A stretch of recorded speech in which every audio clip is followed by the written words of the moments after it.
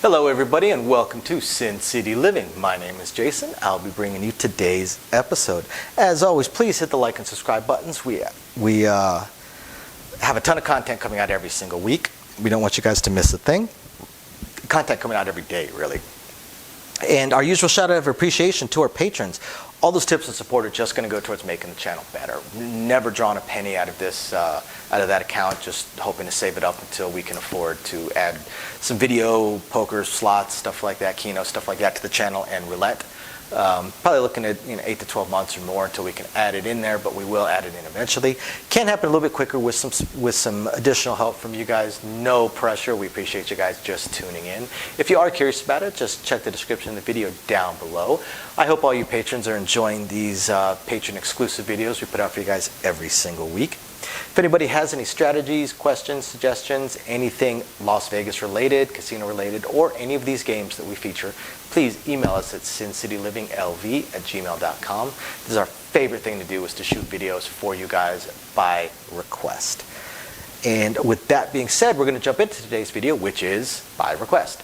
This was something that was sent to us and asked us to take a look at it, maybe make some suggestions. And I want to put my usual disclaimer on strategies, that every strategy can win. Every strategy does win at certain situations, especially the super long rolls. Every strategy can win.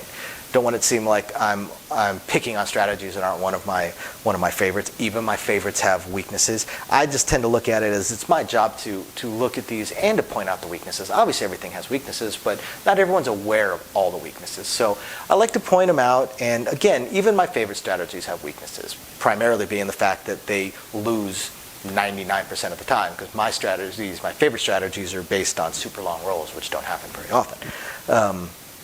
And that is, by the way, how I look at strategies. A winning strategy, a good strategy, is one that is designed to triple or more your buy-in. Not your bet, your buy-in. If you have $50, 54 across, your strategy isn't fantastic if it's designed to win you 150 bucks. If you had a $300 buy-in and your strategy has the potential to win you 900 bucks if you catch a 20, 30-minute roll, then it's a pretty solid strategy. If your strategy has the potential to win 5 or 10 times if you catch a 20, 30, 40, 50-minute roll, then it's an excellent strategy. A lot of strategies, especially the hedge ones and the ones with a lot of different moving parts, they'll catch that 30, 40-minute roll and they'll make 400 or 500 bucks. Because there's too many moving parts, oftentimes they're on opposite sides, hedges, stuff like that come down. Regressions, things like that.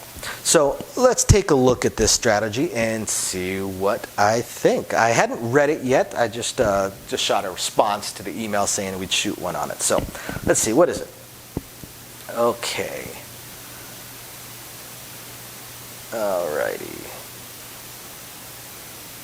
So this is when they are not shooting. So after a point is set, and let's just use the 10, 18 each on the 6 and 8.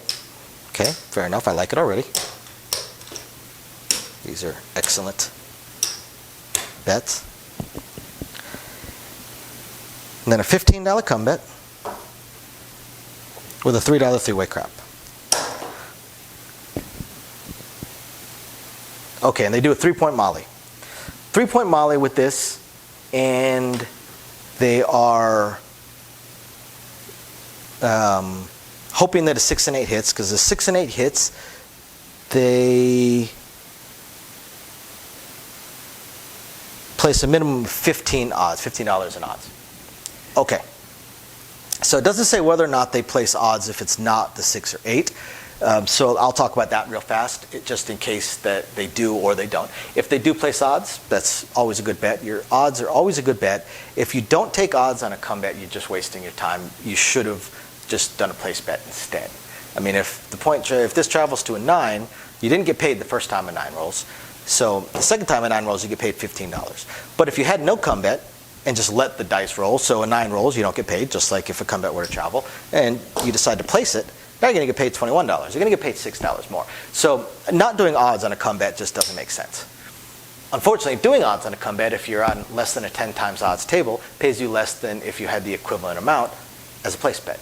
So come bets do have a weakness, are weaker than place bets unless you are on a 10 times or 20 times odds table, unless you're looking at it as a hedge against the 7, which is it's okay, but you know, a hedge on one specific roll that is weak on every other roll is generally not a very good hedge. Otherwise, with the come bet, the three-way crap, I get it. There's nothing wrong with that. Would I bet it? No. I honestly would not, but that's just my personal preference because of the fact that I will lose more over time on three-way craps than I will actually win on craps actually rolling in general. Sometimes I do. But again, there's nothing wrong with it, and I'm not going to say I don't ever bet it because sometimes I do. Sometimes you just have a feeling. And with small bets like these, the $1, $2, $3, $4, even $5 bets, center action bets, to me, these are to increase the fun of the game for me. So sometimes I just play just because I have a feeling or it seems like fun or why not. I especially like to do them two-way for the dealers, so the dealers can have a little bit of fun and be in on the action as well. So now if they travel, they do 15 odds. Okay, so let's take a look at this. So it's going to pay $21, so they're going to collect 24 bucks, and they're going to have $30 in action up here. That $30 will win them 33. Should it hit. Okay, and they've already collected $24. Now, I want to look at this as if they did it slightly different. Okay, so instead of having $15 as a come bet, let's see here.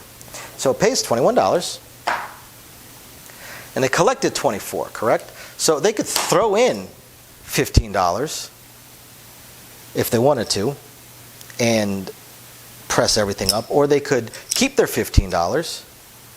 Go up to 30 bucks, and they still have their $24. They still have the $24 that they would have had, only now their bet pays better. Now the 30 pays 35 instead of 33. So that would be my primary suggestion. As we often do, we generally will suggest the place bets rather than the come bets. And that right there is the reason why. If you're not at a 10 or 20 times odds table, it just pays you better to be on the place side. You also have slightly more control. Yes, you can do put bets, but it starts getting confusing if you're at max odds and you need to press your flat bet, then press your odds in order to increase your bet. It starts to get confusing, starts to get really, really, really slow. That also assumes you're not at one of the rare few casinos out here in Vegas that don't allow put bets. There are some that don't allow put bets, and coincidentally, almost every single one that doesn't is 20 times or better odds. Because in their mind, because their odds are so high, they don't want to allow put bets. In reality, the difference is, you know, between a max put bet with max odds and a max place bet, the difference is 20, 30, 40 bucks, even 3, 4, 5 bucks, depending. So it doesn't really make sense, but that's their thinking. So generally, your place bets are going to be a better option, especially because this is a 3-point Molly system. 3-point Molly system means that you're not really changing anything until if you get 3 come bets and you sit and watch. And if a come bet hits, you get paid, comes down, then you have to put another come bet out, or maybe you're in an off and on situation, but you're not actually changing your bets up. You've got that 30 in action if you're on the 6 and 8, or just 15 in action on the 4, 5, and 9. And then you're just sitting and waiting. So that would be my main issue with it is you're not pressing. That's why I like the place bets. Now let's look at this. Okay, you do the 6 and 8 for 18 each, and you do a $15 come bet. That's $51 total that you have in action. Now, if a 7 out comes right now, you will lose 36 here, but you'll win 15 there. So you're not going to lose the whole thing.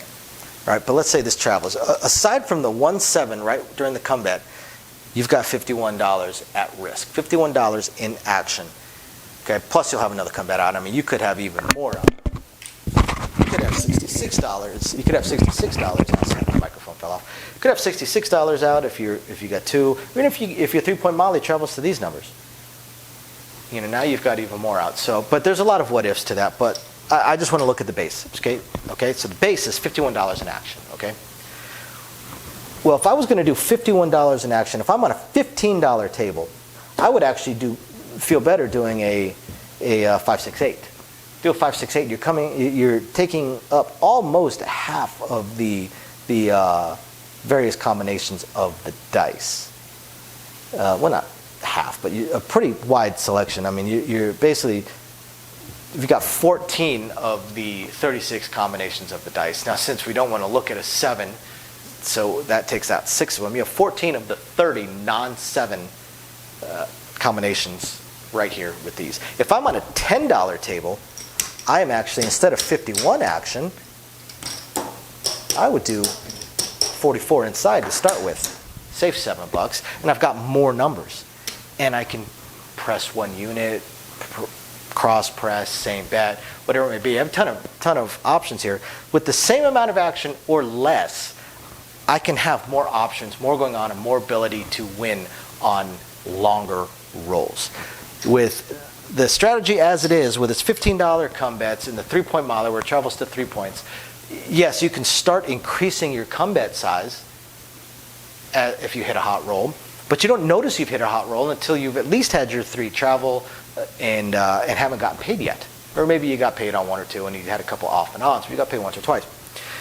Whereas your $51 in action could actually get you more possibilities of getting paid right away and then slightly incrementally pressing. And again, if you don't have the 10 or 20 times odds, it just makes more sense to be on the place bets anyway.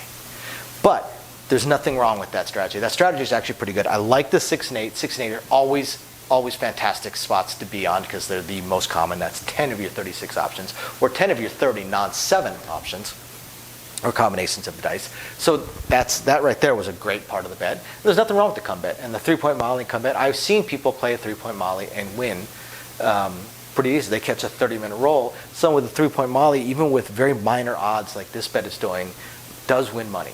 Those people win less than the pressers, and not even the power pressers, just your mid pressers or your same bet press, same bet press, same bet press kind of people, or the press me 1 unit kind of people that are very, very slow grind presses.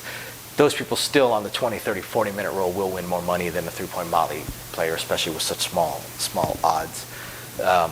But again, it's not a bad strategy at all. There's nothing wrong with it. It's a very playable strategy. It's a strategy that you can have success with. It's a strategy that you're not going to get taken to the cleaners on as fast as one of my preferred strategies would. So it's a pretty good strategy. I like it. Thank you very much for sending it to me.